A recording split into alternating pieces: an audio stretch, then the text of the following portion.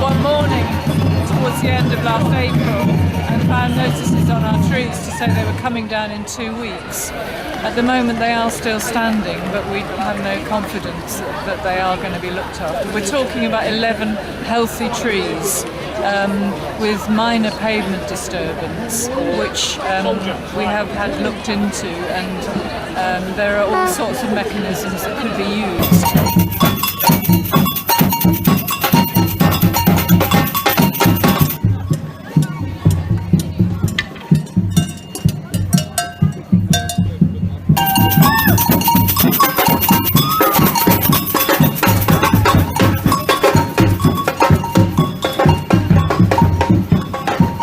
Sheffield City Council know that we want them to represent us, not private companies' interests. Yeah! These are your trees. Every one of you and the people walking by, they're your trees. They're not the council's trees. Yes. Whose trees? Whose trees?